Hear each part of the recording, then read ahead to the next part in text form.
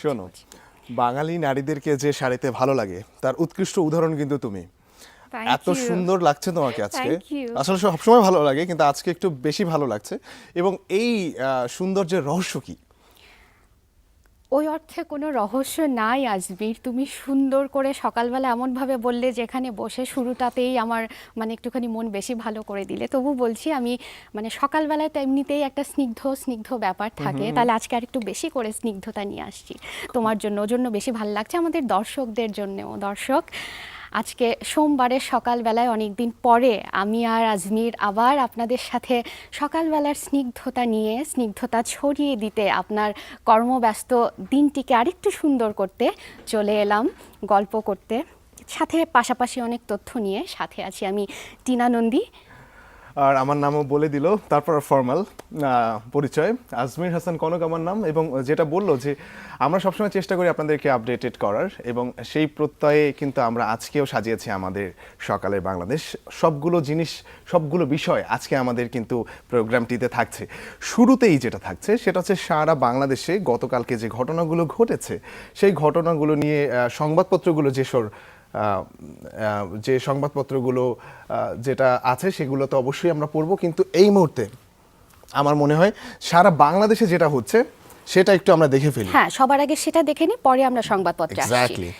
আজ বাংলাদেশের বিভিন্ন জায়গায় কিন্তু বিভিন্ন রকমের আয়োজন রয়েছে, এবং আমরা আসলে বিভাগীয় শহর, জেলা শহরগুলোকে অবশ্যই বলছি, এর বাইরেও কিন্তু রয়েছে নানা রকমের আয়োজন। যেমন ঢাকাতে চতুষ্কোণ আর্ট ওয়েভ আয়োজিত রাজধানীর ধানমন্ডির ঢাকা আর্ট সেন্টারে 5 জন শিল্পীর শিল্পকর্ম প্রদর্শনী, বিভিন্ন মাধ্যমের 32টি পেইন্টিং এবং 6টি পাথরের ভাস্কর্য নিয়ে আয়োজিত এই প্রদর্শনী চলবে আগামী 22শে মে পর্যন্ত। প্রদর্শনীটি বিকাল 5টা 30 থেকে শুরু হবে। একদমই তাই। ঢাকাতে আরও আয়োজন রয়েছে দর্শক। শুদ্ধস্বর প্রকাশনীর আয়োজনে শাহবাগের সুফিয়া কামাল গণগ্রন্থাগার চত্বরে শুরু হয়েছে একক বইমেলা। বইমেলা চলবে 25শে মে পর্যন্ত। প্রত্যেক দিন সকাল 10টা থেকে রাত 8টা পর্যন্ত খোলা থাকবে বইমেলাটি। সো চাইলে আমার মনে হয় দর্শকরা চলে যেতে পারবে। এছাড়াও আরও কিছু খবর আছে আমার কাছে, যেমন চট্টগ্রামে যারা রয়েছেন, তির্যক নাট্য গোষ্ঠীর 4 দশক পূর্তি উপলক্ষে চট্টগ্রাম জেলা শিল্পকলা একাডেমির মিলনায়তনে 6 দিন ব্যাপী নাট্য উৎসব চলছে।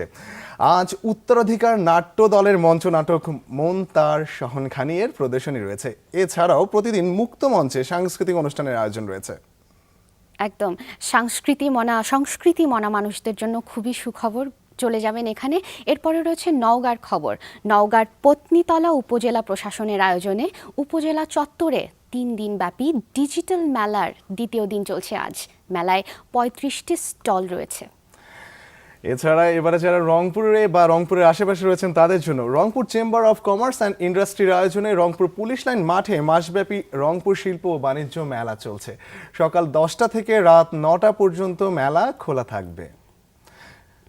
সো এছাড়াও নানা রকমের আয়োজন রয়েছে। আর একটা কথা আমি আরেকদিন মনে হয় বলেছিলাম, আজকে একটু আবারও আপনাদেরকে সতর্ক করার জন্যই বলছি, মেলা মানেই হচ্ছে গিয়ে মানুষের একটা ভিড়, আর এই ভিড়ে কিন্তু হারিয়ে যাওয়ার একটা প্রবণতা থাকে, বিশেষ করে বাচ্চাদের। তাই ছোট্ট বাচ্চাদেরকে হাতের কাছে রাখুন, কোলে করে রাখুন, কিংবা নিজেদের একটু তীক্ষ্ণ দৃষ্টিতে রাখুন, যাতে করে কোনো রকমের দুর্ঘটনা না হয়। কিন্তু অনেক সময় দেখা যায় কি জানো, বাচ্চারা অনেক সময় হারিয়ে যায়, অনেক সাবধানতা যায়। তো এজন্যই আজমির এটা খুব ভালো একটা কথা বলেছে, কারণ মেলায় যাওয়ার আগের মুহূর্তে স্পেশালি বাচ্চারা মানে ওরা খুব এক্সাইটেড থাকে, তো খুবই যে এখানে যাব ওখানে যাব ঘুরতে যাব।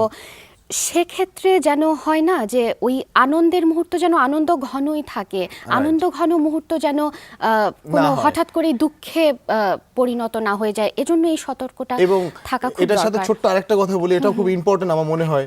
সেটা হচ্ছে গিয়ে যে আপনারা আপনাদের ছোট্ট বাবুদেরকে একদম ছোটবেলা থেকেই শিখিয়ে রাখুন তার নাম, তার বাবার নাম, তার সে কোন জায়গাটাতে থাকে। তাতে করে কি হবে, এই ধরনের দুর্ঘটনা যদিও বা এসে পড়ে, তাহলে সেই বাবু যেহেতু তার মুখস্থ আছে তার ঠিকানা, তার বাবার নাম, তার নাম, সো খুব তাড়াতাড়ি আপনারা তাদেরকে পেয়ে যাবেন। চাই না এরকম কোনো দুর্ঘটনা ঘটুক, কিন্তু চাই এই মুহূর্তে সংবাদপত্রে কি আছে শিরোনামগুলো জানাতে। ঠিক আছে, চলো কি আছে তোমার কাছে, শুরু করো। প্রথম আলো দিয়ে শুরু করছি। হ্যাঁ, বাড়িওয়ালাদের দুঃসংবাদ, কিছুটা স্বস্তি মধ্যবিত্তদের, এই শিরোনামটা করেছে প্রথম আলো। এছাড়া সচিত্র একটি প্রতিবেদন রয়েছে, ধানমন্ডি মাঠের অবৈধ স্থাপনা উচ্ছেদ। এছাড়া পশ্চিমবঙ্গের বুদ্ধিজীবীদের প্রতিক্রিয়া, বিজেপির বিপুল বিজয়ে এক বড় আঘাত। এটা ভারতের লোকসভা নির্বাচনকে নিয়ে করে হয়েছে। এছাড়া ফোনে মোদিকে বাংলাদেশে সফরের আমন্ত্রণ জানিয়েছেন শেখ হাসিনা। এই ঘটনাটিকেও কিন্তু খুব গুরুত্বের সাথে চেপেছে। আরেকটি ছোট্ট ঘটনা আছে, সেটা হচ্ছে আসছে বাজেট। এই বাজেটকে নিয়েও কিন্তু একটা প্রতিবেদন প্রথম আলোতে লক্ষ্য করছি আমি। আচ্ছা, যুগান্তর আছে এই মুহূর্তে আমার হাতে। যুগান্তরও নরেন্দ্র মোদীকে নিয়ে করেছে। তার আগে ওরা যেটা শিরোনাম করেছে সেটা হচ্ছে তিস্তা চুক্তির সম্ভাবনা। তিস্তা চুক্তি আসলে তিস্তা পানি বন্টন এখন খুবই একটা কি বলবো হট ইস্যু, হট টপিক একদম, এবং খুবই ওয়ান অফ দ্য ইম্পর্টেন্স। তো সেটাকেই শিরোনাম করেছে যুগান্তর। এর পাশে রয়েছে নরেন্দ্র মোদীকে শেখ হাসিনা ও খালেদা জিয়ার ফোন। তুমি এক্ষুনি যেটা বললে প্রথম আলো বলছে শেখ হাসিনা আমন্ত্রণ জানিয়েছে, এখানে ডিটেইলিংয়ে গেলেও হয়তো মোরাললেস ওই কথাই বলবে, যেহেতু ফোন করেছেন। ডিটেইলটা আর পড়ছি না, তার পাশে চলে যাচ্ছি। আচ্ছা, তার নিচে চলে আসি, যেটা বলছে ভালো কলেজে স্থান নেই 80,000 মেধাবীর। কারণ হচ্ছে এসএসসি পরীক্ষার্থীদের মধ্যে এবার এত বেশি জিপিএ 5, এত বেশি পাশের হার, সেখানে সেই তুলনায় হয়তো ভালো কলেজগুলো নেই, সেরকমই একটা সংকেত দিয়ে সংবাদ করেছে যুগান্তর। তারপরে বলছে শেষ দফায় আজ 12 উপজেলায় ভোট, উপজেলা ভোট নিয়ে বলছে। আর পাশে রয়েছে কুমিল্লায় র্যাবের তারেক সহ 5 জনের বিরুদ্ধে মামলা, বেনাপোলেও পৃথক অভিযোগ। এই ছিল মোটামুটি তোমার ধারাবাহিকতা। আমার কাছে আছে দৈনিক সমকাল। জানিয়ে দিচ্ছি দর্শকদেরকে কি করেছে সমকাল, কোন খবরগুলো চেপেছে। পুলিশের বিশেষ টিম জিজ্ঞাসাবাদ করছে সাবেক 3 র্যাব কর্মকর্তার রিমান্ডের ইস্যুটিকে এখানে সচিত্র একটি প্রতিবেদনের মাধ্যমে তুলে ধরা হয়েছে নারায়ণগঞ্জের 7 খুন ইস্যুতে।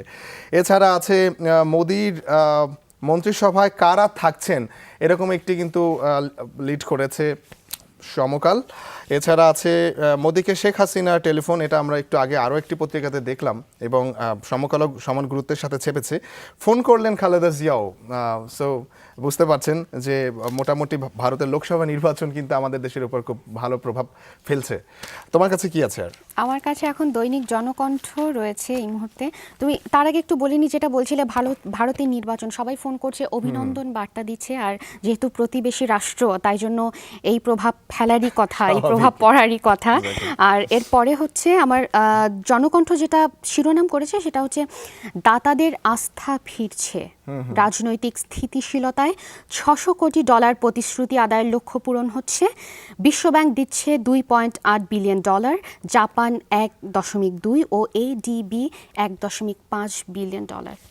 এটা বলছে বৈদেশিক সহায়তার রেকর্ড। আচ্ছা, এরপরে হচ্ছে আজ 6ষ্ঠ দফায় 13 উপজেলায় নির্বাচন। এর আগেও দেখলাম, আমার কাছে কি ছিল তখন, যুগান্তরও দেখলাম এটাই করেছে। তার পাশে একটা সচিত্র প্রতিবেদন আছে, এটা দেখে ভাল লাগছে, এটা একটু আমি পড়তে চাই। নিচে সাব যেটা করেছে সেটা হচ্ছে মধুমাসের ফল জাম, মুখে পুড়ে গাছ থেকে নামছে এক কিশোর। ছবিটি রাজধানীর এজিবি কলোনি এলাকা থেকে তোলা। এটা আসলে দুষ্প্রাপ্য আসলে। তারপরে হচ্ছে আর কামরুজ্জামানের আপিল আবেদন সুপ্রিম কোর্টের কার্যতালিকায়। এরপরে সরকারের বিরুদ্ধে বলতে গিয়ে অনেকেই দেশের বিপক্ষে অবস্থান নেন। তথ্য মন্ত্রণালয়ে মতবিনিময় সভায় প্রধানমন্ত্রী বলেছেন যে জনসাধারণ বা অনেক বলতে হয়তো পলিটিক্যাল লিডারদের বলেছেন যে সরকারকে দোষারোপ করতে গিয়ে তারা দেশের বিপক্ষে অবস্থান নেন, মানে রাষ্ট্র আর গভর্নমেন্ট এই দুইটার মধ্যে হয়তো পার্থক্য করতে পারে না, মিশিয়ে ফেলে, এটাই বলছে ব্যাস। তারপরে 15 প্রতিষ্ঠানকে চিঠি, গার্মেন্টসে সহায়তা দিতে এগিয়ে এলেন মার্কিন কংগ্রেসম্যান। ব্যাস, থ্যাংক ইউ। দৈনিক ইত্তেফাক আমার হাতে রয়েছে, এই মুহূর্তে জানিয়ে দিচ্ছি ক্ষমতাসীনদের দুর্ব্যবহারে মাঠ প্রশাসনে চাপা ক্ষোভ। এছাড়া ব্যাপক সংখ্যায় মুসলিম ভোট পেয়েছে বিজেপি। এখানে এটাকে খুব সমান গুরুত্বের সাথে চেপেছে। নূর হোসেনের 2 সহযোগীকে গণধোলায় পুলিশের সোপর্দ করা হয়েছে এবং একে অপরকে দুষছেন র্যাবের 3 নেতা। এই ঘটনাটিও কিন্তু রয়েছে দৈনিক ইত্তেফাকে। এটাই ছিল। আচ্ছা, এখন আমার কাছে রয়েছে the daily star. Daily star প্রথমেই যেটা করেছে সেটা অত্যন্ত ভালো একটা খবর। নদী শোষণ আমরা নিয়ে খুবই আলোচনায় আছে, নদী শোষণ, সেটাই নিয়ে ডেইলি স্টার একটা কোয়েশ্চেন মার্ক রেখে শিরোনাম করেছে। ওরা বলছে রিভার আপ ফর গ্র্যাভিং এটা বলছে। তারপরে বলছে UNO claims 3 acres of land in Sandhya River, local Awami League lawmaker gives consent। এটা বলছে, ব্যাস এটাই মোটামুটি ভাবে মোটা দাগে এটাই খুব বড় করে চোখে পড়ার মতো শিরোনাম। নিশ্চয়ই একদিন ব্যাস। আমরা দেখব যে পত্রিকাতে সব সুন্দর সুন্দর ভালো ভালো খবর আমাদের জন্য অপেক্ষা করছে। যতগুলো সংবাদ, কোনো মৃত্যু নেই, কোনো খরা নেই, কোনো দুঃখ নেই, কোনো দরিদ্রতা নেই, কিচ্ছু নেই। সো এটা আমরা এক্সপেক্ট এটা করি একদিন এক্সপেক্ট হবে। করি। আজমির, তুমি এত সুন্দর করে বলছিলে, শুনতেও ভালো লাগছিল, কিন্তু রাষ্ট্র মানেই আসলে অসুবিধা, রাষ্ট্র মানেই প্রবলেমস, রাষ্ট্র মানেই প্রতিবেশী রাষ্ট্রের সাথে কিছু ডিলিংস সম্পূর্ণ হবে, কিছু ডিলিংস অসম্পূর্ণ। সো এগুলো আমার মনে হয় থাকবেই। তাই জন্য ওরকম ওই স্বর্গ সুখের মতো রাষ্ট্র হয়তো আমাদের আর পাওয়া হয় না বা হবে না, তবুও আমরা আশাবাদী। আমরা চাই ভালো ভালো খবর সবসময় পত্রিকাগুলো শিরোনামে থাকুক। ঠিক বলেছেন। সেটাই। এরপরে যেটা বলতে চাই, দর্শক এতগুলো কথা বললাম যেগুলোর মধ্যে আমরা আমাদেরকেও ইনভলভ করে আপনাদেরকেও ইনভলভ করার জন্য, আপনাদেরকেও জানানোর জন্য বেসিক্যালি আমরা বলে থাকি। আপনাদের ইনভলভমেন্ট আমরা আমাদের সাথে সবসময় চাই। এর জন্য একটুখানি ধন্যবাদও জানিয়ে রাখছি আপনাদেরকে, কারণ আপনাদের ইনভলভমেন্ট আমরা খুব করে পাই। কারণ আমরা যে আহ্বানটি করেছিলাম আপনাদেরকে ছবি তুলে পাঠানোর জন্য সকালবেলার, সেটি কিন্তু আপনারা অনেক হারে পাঠাচ্ছেন। আপনাদের অনেক অনেক ছবি আমরা পাচ্ছি। আরও ছবি তুলে পাঠান আমাদের। আপনাদের হাতে থাকা মোবাইল ফোন দিয়ে চট করে তুলে ফেলুন সূর্য ওঠার মুহূর্তটি, কিংবা সূর্য ওঠারই হতে হবে এমন কোনো কথা নেই, কিছু পরে, সূর্য ওঠার কিছু পরের দিনের শুরুর ছবিটা হলেও চলবে। সকালবেলার যে কোনো দৃশ্য তুলে পাঠিয়ে দিন আমাদের আপনার হাতে থাকা স্মার্টফোন থেকে। আপনি কি ভালো করে কখনো দেখেছেন সূর্য ওঠার মুহূর্ত কিংবা সুন্দর একটি সকাল? না দেখে থাকলে দেখুন, আপনার হাতে থাকা স্মার্টফোন অথবা ক্যামেরা দিয়ে চট করে তুলে ফেলুন মুহূর্তটি। facebook.com/সকালের বাংলাদেশে লগ ইন করে ইনবক্স করুন আমাদেরকে। পাঠাতে পারেন আপনার সন্তানের হাতে আঁকা যে কোনো সকালের দৃশ্য। আমাদের ঠিকানা সকালের বাংলাদেশ, যমুনা টেলিভিশন ভবন, যমুনা ফিউচার পার্ক কমপ্লেক্স, ক 244, প্রগতি সরণি, বাড়িধারা, ঢাকা 1229। নির্বাচিত সেরা ছবির জন্য থাকছে আকর্ষণীয় পুরস্কার এবং সকালের বাংলাদেশে অতিথি হয়ে আসার চমৎকার সুযোগ।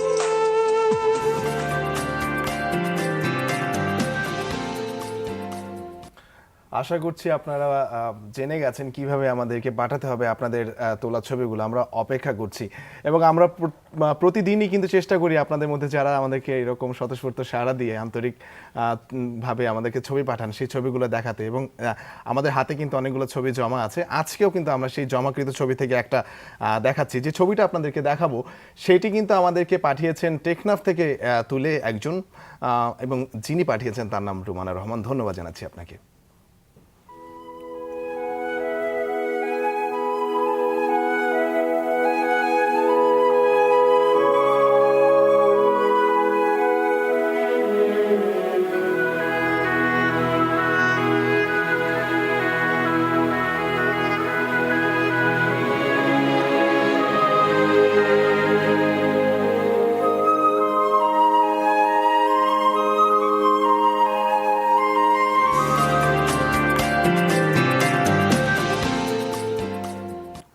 সকালবেলা এত সুন্দর সুন্দর ছবি দেখে না রোজ আমাদের মন ভালো হয়ে যায়। সকালবেলা একদিন হয়তো সূর্যোদয়ের ছবি, আর আজ আমার মনে হচ্ছে আজকের ছবিটা নাফ নদীর ছিল নাকি বলো, টেকনাফের যখন হয়তো জানি না শর, কিন্তু দেখে মনে হচ্ছে নাফ নদীর ছবি ছিল এটি। যাই হোক, যিনি পাঠিয়েছেন রুমানা রহমান, আপনাকে ধন্যবাদ। দর্শক, আমরা এক্ষুনি সময় হয়ে গেছে একটা বিরতি নেয়ার। আবার ফিরছি বিরতির ওপারে আজকের অতিথিকে নিয়ে, তাই কোথাও যাবেন না, আমাদের সাথেই থাকুন।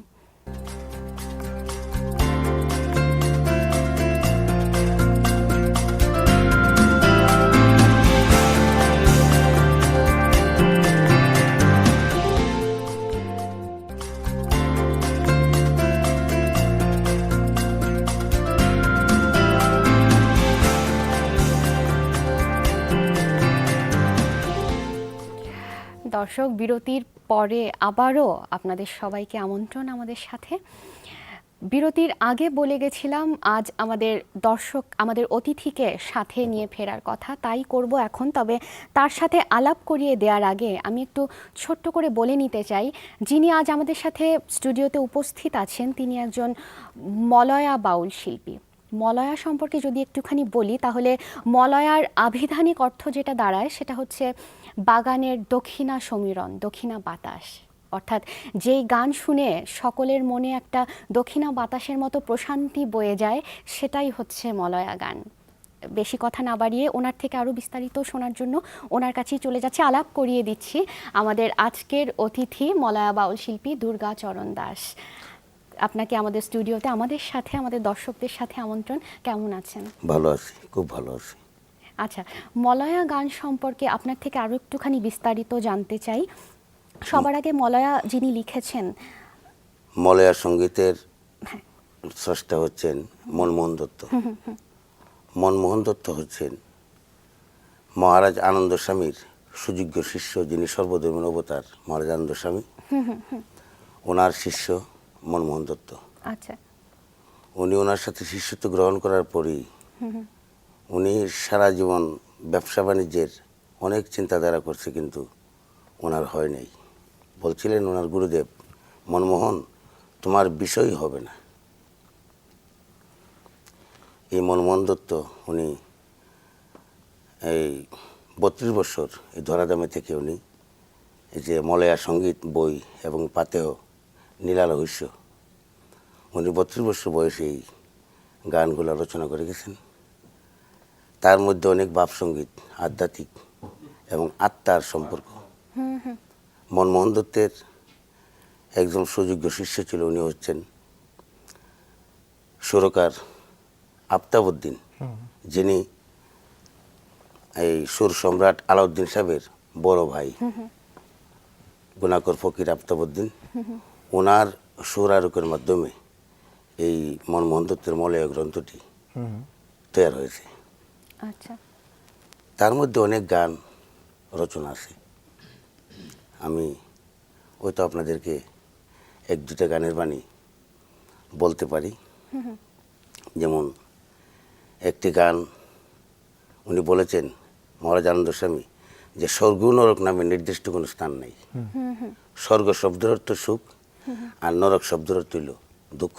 আচ্ছা, তার মধ্যে উনি একটা গান রচনা করেছেন, যেমন আমি গানটা আপনাদের একটু হ্যাঁ, বলি। ছোট্ট করে, হ্যাঁ, শুনি আমরা। হ্যাঁ,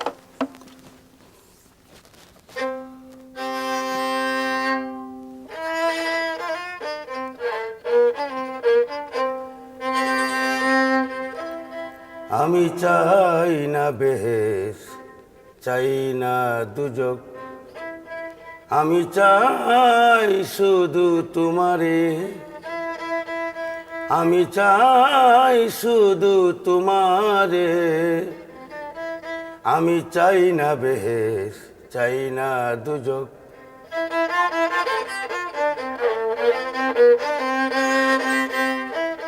আমারে বানায়া কোথায় আছো তুমি, কোথা হতে এলেম কোথা যাব আমি, আমি তুমি মাঝে তফাৎ কি ভাই আছে, রফা করে দাও একবারে, আমি চাই না বেহেশ, চাই না দুজক।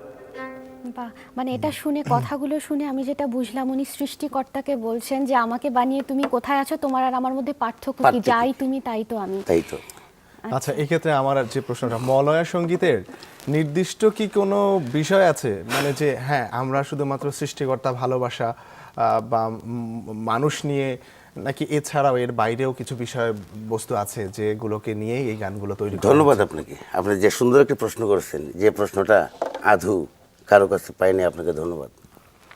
মলয়ার ভিতরে একটি বড় ধরনের বিষয় কাজ করতেছে, যে বিষয়টা হচ্ছে যে সর্বধর্ম সমন্বয়ের মতবাদের কথা আছে। সারা বিশ্ববাসী ধর্মে ধর্মে যদি একটা সমন্বয় ভাব না আসে, সমন্বয় না আসে, সারা বিশ্ববাসী কোনো ধর্মেরই শান্তি আসবে না। মলয়ার গানের প্রতিটি গানের মধ্যে একটি সর্বধর্ম সমন্বয় মতবাদের ভাব সঙ্গীত আছে। তার মানে মলয়া হচ্ছে একদমই ভাবতত্ত্বের ভাবতত্ত্বের গান, গান। একদমই ভাবতত্ত্বের যেখানে ওই কোনো দর্শন হিংসা এবং উঠে আসে নিন্দা মলয়া কিছুই গানে। নেই। পৃথিবীর সর্বস্তরের মানুষ সে মলয়ার ভিতরে আসতে পারে। তা আপনি গানটা শুরু করেছেন কবে থেকে? আমি গান করেছি প্রায় পাকিস্তানের সময়। আচ্ছা। সেই সময় আমি বাংলাদেশ এই যুদ্ধের সময় প্রায় আমি 14 বছর বয়স, 1970 সালে। তখন স্কুল থেকে আমি এই ছোটবেলা গান বাজনা করছি। তখন মাস্টাররা আমার খুব আদর করতেন, পড়াশোনার মধ্যে আমার বেশি বেশি করে পড়াইতেন, যে সে আমাদের গান শোনা, ছোট ছোট গান। আচ্ছা। তো স্যারেরা আমার অবসর সময়ে বলছে, দুর্গাচরণ একটি গান শোনাও। আমি একটা গান শুনেছি, সবাই এই অন্যান্য ছাত্ররা আনন্দ পাইছে। বাস এইভাবে আমার স্যারেরা খুব আদর করতেন। আচ্ছা, এখানে আজমির কিছু বলছি। না, না। আচ্ছা, আমি একটু এটা শেষ করিনি, তারপরে আজমিরের শুনবো, ওর হয়তো কিছু জিজ্ঞাসা রয়েছে। আমি যেটা বলতে চাচ্ছি যে মলয়া শুনে আমরা যতখানি বুঝি, ভাবতত্ত্ব নিয়ে তো আমাদের অনেকগুলো ঘরানা আছে, অনেকগুলো ধারা আছে। আমরা যদি লালন সাইজির কথা বলি, আমরা যদি নদিয়ার শ্রী চৈতন্যের কথা বলি, সবই তো ভাবতত্ত্ব, জীবন দর্শন, ভাবতত্ত্ব, জীব জীবন দর্শন নিয়ে কথা বলেছে। তো সেক্ষেত্রে আপনার হঠাৎ করে কেন আপনি মলয়াকেই মনে হলো, মানে মলয়াকেই মনে করলেন যে এই দর্শনটাই আমি চর্চা করব, এই দর্শনই আমার মধ্যে নেব? মলয়ার দর্শনটা নেওয়ার কারণ হচ্ছে, কারণ মলয়ার যে গুরুদেব, যার কাছ থেকে উনি মলয়ার দীক্ষা নিলেন বা উনি শিষ্যত্ব বরণ করলেন, উনি হচ্ছেন মহারাজ আনন্দ স্বামী কালীকচ্ছ আনন্দধাম। এই কালীকচ্ছ আমার বাড়ি। আমি একটু ছোটোবেলা এই যাওয়া আসার পথে আমাদের যে অনুষ্ঠানগুলো, এই সর্বধর্ম আশ্রমের যে অনুষ্ঠানগুলো হইতো, ওইখানে আমি যাইতাম ছোটো সময়। এই আনন্দ স্বামীর বাড়িতে যে অনুষ্ঠানগুলো হয়েছে বা যে আলোচনাগুলো হইতো, তারপর থেকে আমার এই এই জগতে আমি ঢুকে গেছি।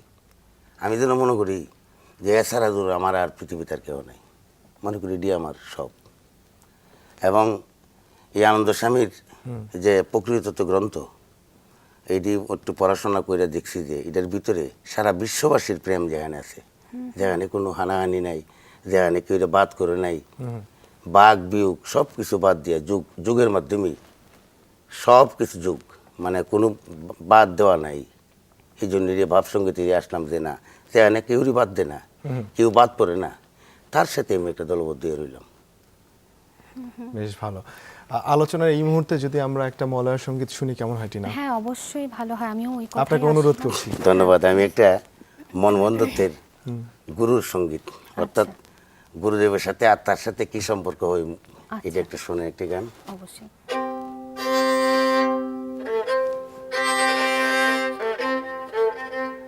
মনমাঝিরে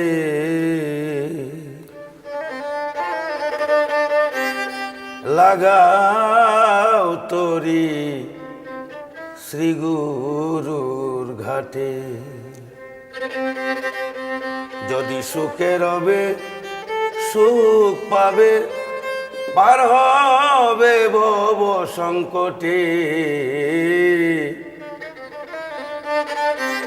লাগাও তরি শ্রী গুরুর ঘাটে,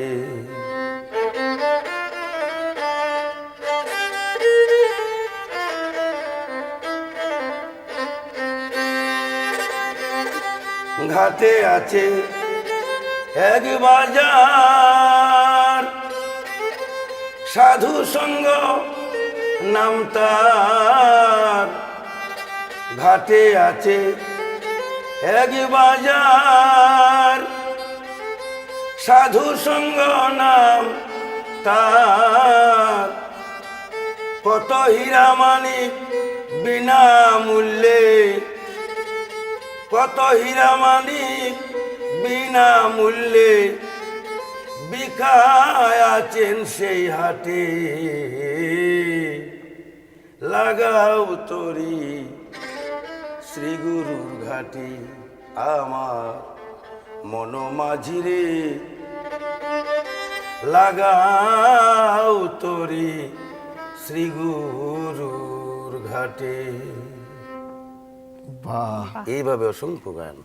আচ্ছা, কতগুলি গান আছে এরকম? ওনার প্রায় 400-র মতো গান হবে আর কি। 32 বছর অবধি 32 400-রও বেশি গান জি, লিখে গান গেছেন। আচ্ছা, মানে বোঝাই যাচ্ছে ওনার ভেতরে কতখানি প্রেম ছিল, জীবন, সংসার, স্রষ্টা সব কিছুর প্রতি, জীবের প্রতি। এই গানটা একটুখানি যেটা এক্ষুনি শোনালেন, এটা নিয়ে বলছি, মানে এটা আমি একটুখানি আপনার থেকে জানতে চাই, আসলে গুরুর মধ্যে যদি একজন শিষ্য তার ভক্তি রাখে, গুরুর পাদচরণে যদি সে আত্মসমর্পণ করে, তাহলেই আমার মনে হয় তিনি জগৎ সংসার থেকে মানে উপড়ে যান, জগৎ সংসারের সব কিছু অধরাকেও তিনি পেয়ে যান। পেয়ে যান। হ্যাঁ, মানে নির্বাণ লাভের অনেক কাছাকাছি বোধহয় গুরু ভক্তিতেই পৌঁছে যান।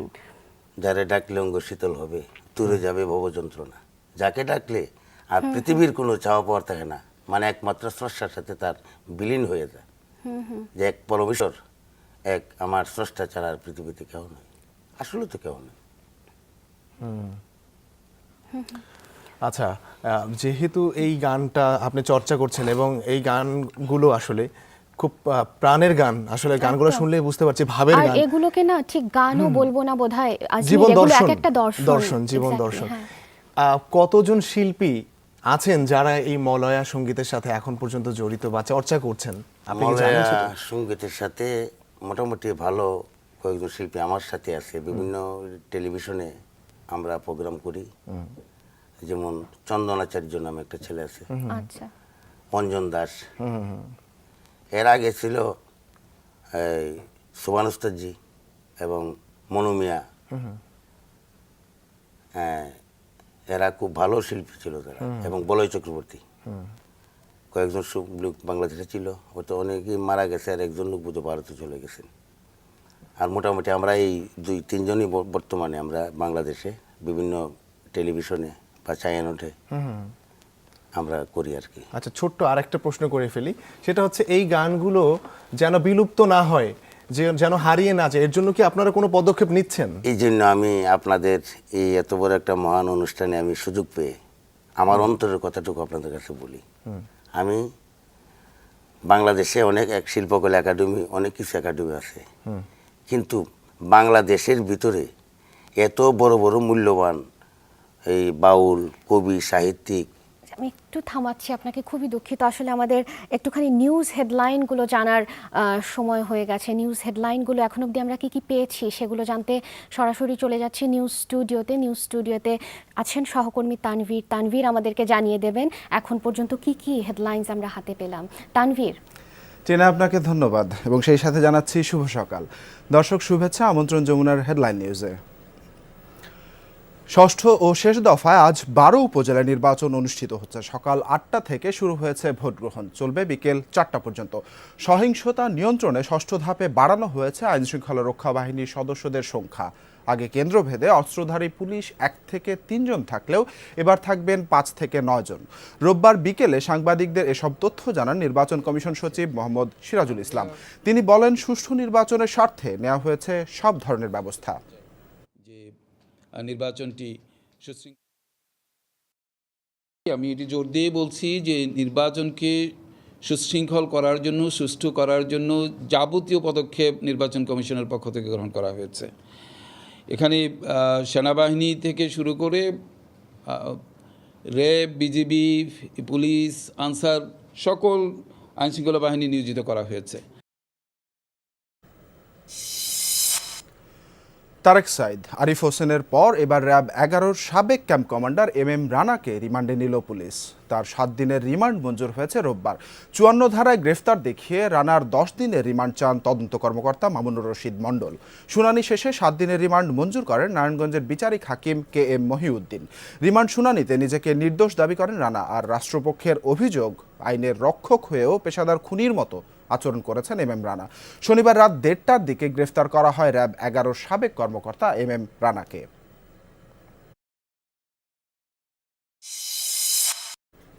এদিকে 7 খুনের ঘটনায় নারায়ণগঞ্জের সিদ্ধিরগঞ্জ থেকে নূর হোসেনের 2 সহযোগীকে আটক করেছে পুলিশ। রোববার রাতে সিদ্ধিরগঞ্জের আটি এলাকা থেকে আতিক ও শিপনকে আটক করে আইনশৃঙ্খলা রক্ষা বাহিনী। এদিকে খুনের ঘটনা তদন্তে 4র্থ দফায় গণশুনানিতে রোববার 53 জন সাক্ষ্য দিয়েছেন। স্থানীয় সার্কিট হাউসে বিকাল 3টা থেকে 6টা পর্যন্ত শুনানি অনুষ্ঠিত হয়। এদিকে গণশুনানির পর ফেরার পথে শহরের হাজীগঞ্জ এলাকা থেকে নীলাকে আটক করে নিয়ে যাওয়া হয় গোয়েন্দা পুলিশ কার্যালয়। সেখানে প্রায় 3 ঘন্টা জিজ্ঞাসাবাদ শেষে রাত 9টার দিকে ছেড়ে দেওয়া হয় তাকে।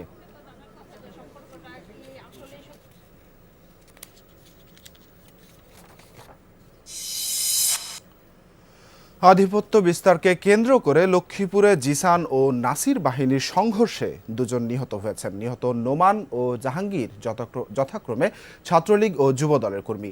পুলিশ জানা, আধিপত্য বিস্তারের ঘটনায় রোববার রাত 9টার দিকে চন্দ্রগঞ্জে নোমান বাহিনীর ওপর হামলা চালায় জিসান গ্রুপের সদস্যরা। এক পর্যায়ে ঘটনাস্থলে মারা যান নোমান। গুলিবিদ্ধ জাহাঙ্গীর পরে হাসপাতালে নেওয়ার সময় মারা যান।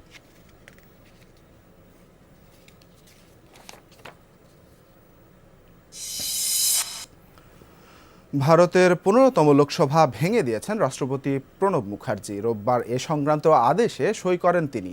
এর আগে দেশটির প্রধান নির্বাচন কমিশনার নবনির্বাচিত 16তম লোকসভার সদস্যদের একটি প্রজ্ঞাপন রাষ্ট্রপতির হাতে তুলে দেন। প্রধান নির্বাচন কমিশনার VS সম্পদ রাষ্ট্রপতি ভবনে গিয়ে এ সংক্রান্ত প্রজ্ঞাপনটি প্রেসিডেন্টকে দেন। পরে তিনি সাংবাদিকদের এ কথা জানান। বলেন, রাষ্ট্রপতি দেশের সব ভোটারদের নির্বাচনে অংশ নেওয়ার জন্য অভিনন্দন জানিয়েছেন।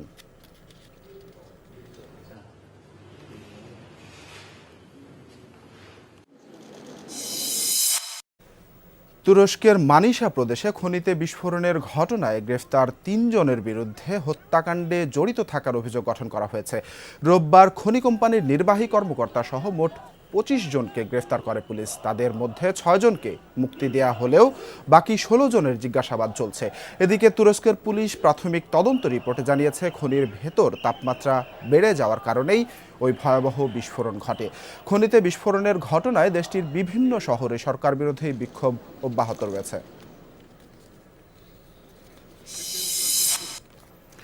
আজ ছিল এখনকার আয়োজনে। আমাদের ফিরে যাচ্ছি সকালের আয়োজনে, সকালের বাংলাদেশে টিনার কাছে। টিনা। ধন্যবাদ তানভীর আপনাকে আমাদের এখন অবধি পাওয়া হেডলাইন্স জানিয়ে দেওয়ার জন্যে। যেখানে ছিলাম আমরা আপনার সাথে কথা বলছিলাম, কথাটা শেষ হয়নি, তবে আমাদের সময় হয়ে গেছে একটা বিরতি নেয়ার। বিরতি নিচ্ছে দর্শক। বিরতি নেয়ার পরে আবার ওনার কাছে ফিরবো, অসম্পূর্ণ কথাটা শুনবো, তারপরে আমরা আরও কিছু জিনিস নিয়ে, এই দর্শন নিয়ে, মলয়া দর্শন নিয়ে আরেকটুখানি বিস্তারিত জানবো। তার আগে বিরতিতে যাচ্ছি, এখন আমাদের সাথেই থাকুন।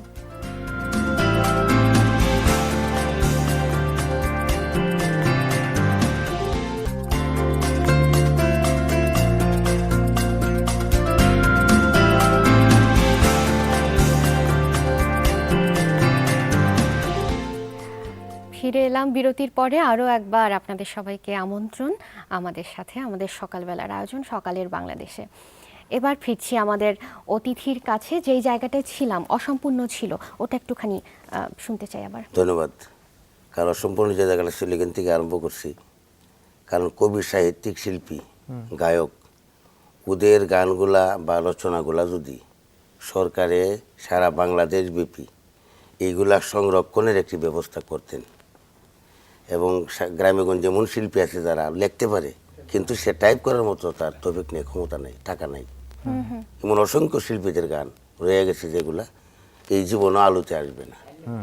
তবে দয়া করে যদি বর্তমান সরকার, যেহেতু এই কবি সাহিত্যিকের প্রতি তাদের খুব যথেষ্টভাবে একটা মনোনিবেশ আছে, সেই জন্য তাদের কাছে আমার প্রার্থনা, এই গ্রামগঞ্জের লোকগুলোর খুঁজা, এরা কিন্তু আলোতে আসে না, পরিচয় দিতেছে না, এদেরকে খুঁজা বের করতে হবে। ঠিক বলেছেন। বের করিয়া ওদের গান, ওদের বাণীগুলা এবং সংরক্ষণ করলেই আমাদের মানে পরবর্তী প্রজন্মরা এই বিশাল একটা জ্ঞানের ভান্ডার নিয়ে তারা দাঁড়াইতে পারবে। আচ্ছা, একটা প্রশ্ন না করলেই না, সেটা হচ্ছে গিয়ে আপনি যেহেতু এসেছেন আপনার কাছ থেকে হয়তো বা জানতে পারবো, সেটা হচ্ছে মলয়া। এই মলয়া হচ্ছে, ম হচ্ছে গিয়ে মনমোহন দত্তের ম, ল হচ্ছে লব চন্দ্রের ল, এবং হচ্ছে গিয়ে হচ্ছে আফতাবউদ্দিনের আ। এই 3 জনের নামের প্রথম অক্ষরগুলোকে একত্রিত করলে হয় মলয়া। তো এখন আমরা আসলে মনমোহন দত্তকে নিয়েই আলোচনা করছি, বাকি যে 2 জনের কথা আছে তাদের সম্পর্কে আমরা একটু জানতে চাই। হ্যাঁ, অবশ্যই জানবো। তবে আমি একটু আপনাকে এখানে থামিয়ে দিয়ে একটুখানি বলতে চাই আমাদের দর্শকদের উদ্দেশ্যে। উনি যেই কথাটা এক্ষুনি বললেন, প্রার্থনা আর্জিটা যেটা রাখলেন, যে এই গানগুলো সংরক্ষণের অভাবে হারিয়ে যাচ্ছে। লালন সাইজির যে গান, পাশাপাশি ভাবতত্ত্বের, এটাও তো ভাবতত্ত্বের আরেকটা ধারা। লালন সাইজির গানের যে ধারাটা, সেটা কিন্তু আমাদের এই জেনারেশনের মুখে মুখেই হোক, বা আমাদের আগে যারা অগ্রজ আছে যাদেরকে ফলো করে আমরা এখানে করছি, ফলোয়ার হিসেবে সেই গানগুলো করছি বা সেই দর্শন ধরে রাখছি, সেটা কিন্তু সংরক্ষণ হয়েছে বলেই আজ আমরা জানতে পারছি বা আমাদের পরের জেনারেশনও জানবে। ওনার আর্জিটাকে বাড়িয়ে আমিও একটুখানি আমাদের পক্ষ থেকে, সকালের বাংলাদেশের পক্ষ থেকেও সবার দৃষ্টি আকর্ষণ করে জানতে চাই, মলয়া যেন এই ভাবতত্ত্বের যেই আর একটা শক্তিশালী ধারা, এটাও যেন হারিয়ে না যায়, বা আমাদের দুই জেনারেশন, পরবর্তী জেনারেশনগুলো যেন এই ধারাটা সম্পর্কে জানতে পারে। কারণ আমাদের আসলে দিন দিন আমরা যত বেশি রোবোটিক হয়ে যাচ্ছি, দর্শন আমাদের মধ্যে থেকে, জীবন দর্শন হারিয়ে যাচ্ছে। তো এই সংরক্ষণটার জন্য যেন একটুখানি প্রপার স্টেপ নেওয়া হয়, এটার জন্য আমরাও আমাদের পক্ষ থেকে একটা আবেদন জানাচ্ছি। আবার আজমিরের প্রশ্নের উত্তরে ফিরে ধন্যবাদ। উনি যে প্রশ্ন করলেন সুন্দর, কিন্তু আসলে মলয়া শব্দের যে অর্থটা, এটা কিন্তু প্রথমে আপনি ম্যাডাম বলেছেন, এটি হলো মূল অর্থ মলয়া শব্দের। আর মনমোহন দত্তের ম আর লবচন্দ্র পালের ল আর আফতাবুদ্দিনের আ, কিন্তু আসলে মূলত এটা তাই নয়। উনি যে বলছেন মলয়া দর্শনটা তাই। আচ্ছা, এখন মনমোহন দত্তের সুযোগ্য শিষ্য হইল লবচন্দ্র পাল এবং আফতাবুদ্দিন। আচ্ছা, আচ্ছা, আফতাবুদ্দিন সাহেব মনমোহন দত্ত বাণীগুলা দিছে, আর লবচন্দ্র পাল উনি শিক্ষিত লোক ছিল অনেক, উনি বাণীগুলা লিখতো। উনি ধ্যান অবস্থা যখন বাণীগুলা বলছে, লবচন্দ্র লিখত, লবচন্দ্র পাল এগুলো লিখছে। আচ্ছা, আর এগুলা সুর বাণীতে সুরারোপ করেছেন আফতাবুদ্দিন, ফকির আফতাবুদ্দিন, যিনি সম্রাট আলাউদ্দিন সাহেবের বড় ভাই।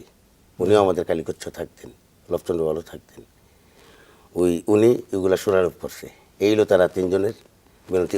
তাদের তিনজনকে নিয়ে আমি অনেক গান, এই সাতমোড়াতে অনেক গান আমি করছি। তাদের তিনজনের নামে মিলিত অবস্থায় আমি গান লিখেছি এবং আমার নিজের লেখা গানগুলো এখানে গাই। আচ্ছা, ধন্যবাদ আপনাকে। জানলাম দর্শক আমরা সুন্দর করে কিভাবে তিন বন্ধু, তিন আত্মীয় ইন দ্য সেন্স, আত্মীয় এই অর্থে বলছি, তিন বন্ধুর মধ্যে আত্মার যে সম্পর্কটা ছিল, এটা আসলে রক্তের আত্মীয় যে অর্থে আমরা বলি, রক্তের সম্পর্ক থাকলে আসলে তো ব্যাপারটা তা না, আত্মার বন্ধনটাই বেসিক্যালি আমাদের আত্মীয় বানায়। তো তিন বন্ধুর কথা শুনছিলাম, তিন আত্মীয়ের কথা শুনছিলাম। আমরা আরও শুনবো এই দর্শন সম্পর্কে। তার আগে আমরা আমাদের সহকর্মী সামিকে দেখতে পাচ্ছি না, আজমির। সামিকে খুবই মিস করছি। আমরা সামির কাছ থেকে জানতে চাই সামি কোথায় আছে। সামি তুমি কোথায় আছো?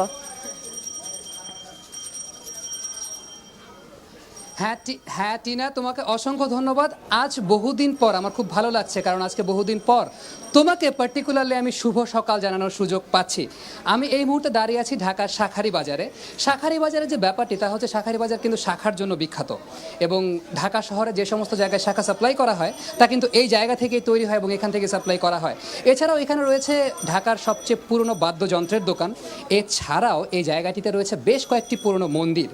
এবং তোমরা একটু আগেই আমি শুনছিলাম স্টুডিওতে বলছিলে মলয়া সঙ্গীত নিয়ে কথা। মলয়া সঙ্গীতের কথাই বলি বা শ্যামা সঙ্গীতের কথা বলি, হিন্দু ধর্মাবলম্বী যারা আছেন তাদের কিন্তু সংস্কৃতির একটি বড় অংশ, এবং পার্টিকুলারলি কালী মাকে উৎসর্গ করেই কিন্তু শ্যামা সঙ্গীত রচিত হয়। আমি এখন এই মুহূর্তে যে জায়গায় দাঁড়িয়ে আছি সেটি হচ্ছে এখানকার বিখ্যাত একটি কালী মন্দির, তার ঠিক সামনে। এবং এই জায়গাটিতে যা হচ্ছে, এই মুহূর্তে দেখতে পাচ্ছি মন্দিরের দরজা কিন্তু এখনও খোলেনি, কিন্তু অনেকেই আছেন যারা তাদের কর্মস্থলে যাওয়ার ঠিক আগ মুহূর্তে কালীমার দর্শন করেই যাচ্ছেন।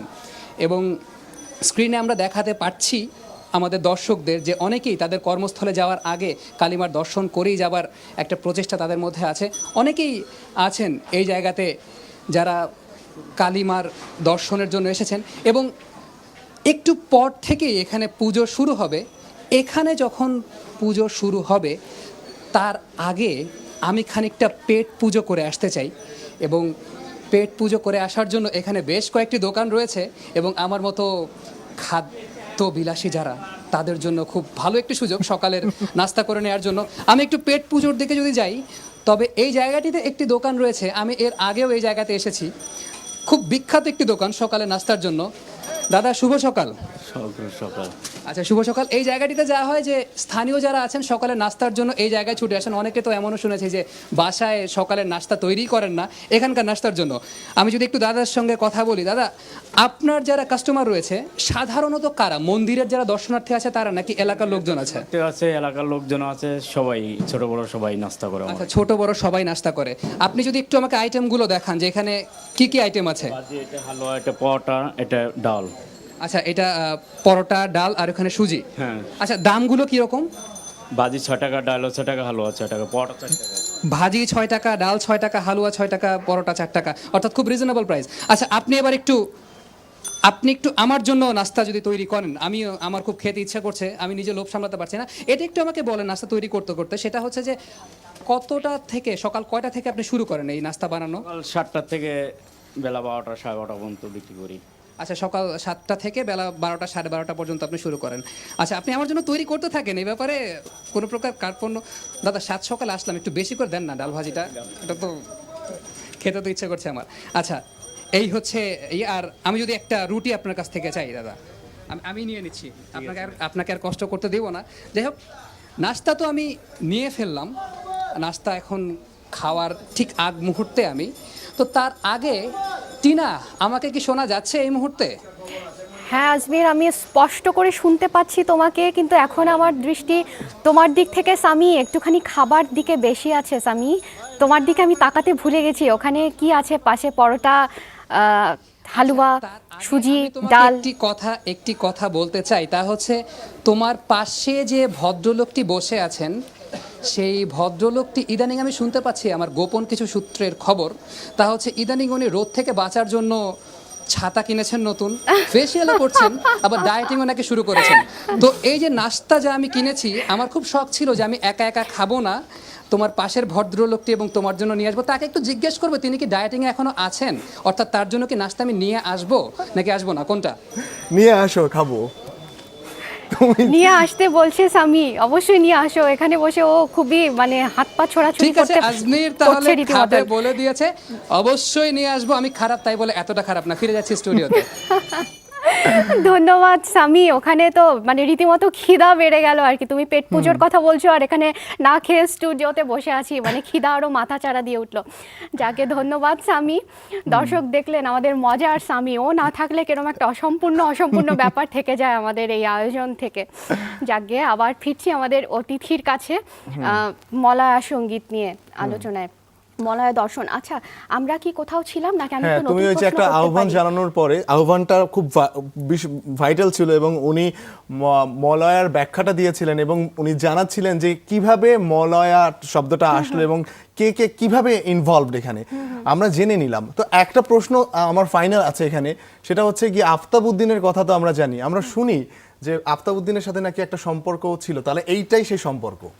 এইটি সম্পর্ক, তার মধ্যে আরো একটা গুরুত্বপূর্ণ একটা সম্পর্ক আছে, এটা যদি সময় থাকে তাহলে কথাটা আমি বলতে, অবশ্যই শুনলে একটু যদি দেশবাসী ছোট শুনলে করে 15-20 সেকেন্ডের মধ্যে শেষ করেন। সংক্ষেপে, আফতাবউদ্দিনের সাথে যখন মনমোহনের আত্মার মিল হয়ে গেল, গুরু এবং শিষ্য, সেই সময়ে, তখনকার সময় হিন্দু প্রধান ছিল গ্রাম সাতমুরা, অনেক হিন্দু প্রধান ছিল, তখন তারা একটা মিটিং করলেন যে মনমোহন দত্ত মুসলমানদের সাথে এইভাবে চলা পরামর্শ করা চলা, এটা তো ঠিক হয় না, আমরা তার সমাজ থেকে বাতিল করে দেব। আচ্ছা, বিশাল আকারের একটা মিটিং করছে এই হিন্দুরা। সেই সময়ে মনমোহন দত্ত দেয়ানস্থ অবস্থা আমাদের খুব সময় স্বল্প, যদি বলতেছে একটু যে ছোট করে মনমোহন, বলেন, হ্যাঁ। আমি তো আজকে তোমার নিয়ে চলার জন্য আজকে সামাজিকভাবে এত হেওয়া আমাকে করতেছে। উনি তখন ভাত খাইতে পড়ছিলেন, উনি ওনার বিবিকে বললেন যে আমার গুরু আমাকে স্মরণ করেছে, আমি আর ভাত খাবো না। ওনার বাড়ির থেকে 9 মাইল ব্যবধান, উনি পায়ে হেঁটে দৌড়াইয়া গিয়া ওই মিটিংয়ে গিয়ে উপস্থিত, গুরুদেব আপনি আমাকে কেন স্মরণ করেছেন?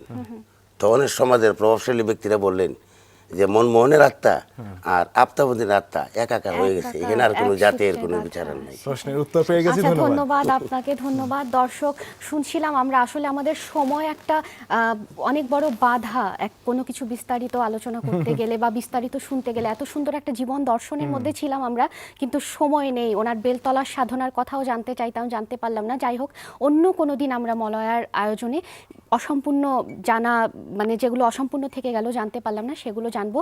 এই মুহূর্তে আমাদের আরও একটা বিরতি নেওয়ার সময় হয়ে গেল। তার আগে আপনাকে ধন্যবাদ, আমাদের সাথে স্টুডিওতে আসলেন, সকালবেলার সময়টা আমাদেরকে দিলেন।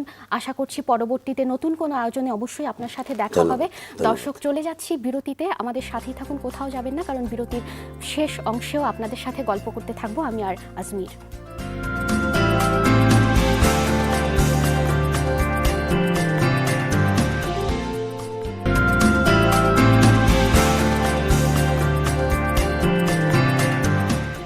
ফিরে এলাম ফিরলাম বিরতির পর, আবারও সাথে নিয়ে আমাদের আয়োজন সকালের বাংলাদেশ। আরও একবার শেষবারের মতো আজকে দিনের আমন্ত্রণ আপনাদের সবাইকে আমাদের সাথে। ধন্যবাদ আপনাদের আমাদের সাথে থাকার জন্য। আমরা আশা করব এরকমভাবেই আপনারা আমাদের সাথে থাকবেন, আমাদের অনুপ্রেরণা দেবেন, যেন আপনাদের অনুপ্রেরণাকে পুঁজি করে আমরা আরও অনেক দূর এগিয়ে যেতে পারি, সকালের বাংলাদেশ অনেক দূর এগিয়ে যেতে পারে। আর তাছাড়া শুধু সকালের বাংলাদেশ কেন, সাথে থাকুন যমুনার সবগুলো আয়োজন, কারণ যমুনা সারা দিনের পুরো আয়োজন শুধুমাত্র আপনাদের জন্যই করে থাকে। আপনাদের জন্যেই যমুনার সবগুলো আয়োজন সাজানো হয়ে থাকে। মিষ্টি শৈশব আর দুরন্ত কৈশোর আমাদের সবার ভীষণ প্রিয়। এখনও আমাদের ভাবনায় চির নতুন ছোটবেলার সেই ভুবন, যা আনমনে লালন করি সবসময় আমরা। আমাদের অগ্রজ যারা আমাদের এই প্রজন্মের কাছে অনুকরণীয়, সেই বরেণ্য ব্যক্তিদের শৈশব কৈশোর আর জলজলে স্মৃতি হাতড়ানো শেকড়ের টানের কথা তাদের মুখেই শোনাবে যমুনার অনুষ্ঠান প্রাণের টানে। এটা হলো আমার গ্রামের বাজার। এক সময় এটার অনেক জৌলুস ছিল। এই এলাকার মধ্যে সবচেয়ে বড় বাজার ছিল। এখন বাজারটা মৃতপ্রায় বলতে গেলে। তখন এটা ছিল গ্রামের প্রাণকেন্দ্র। এখানে কিন্তু প্রমত্তা নদী ছিল, যে নদীতে নৌকা ডুবি তো রেগুলারই ঘটতো, এমনকি জাহাজ ডুবিও এখানে হইতো।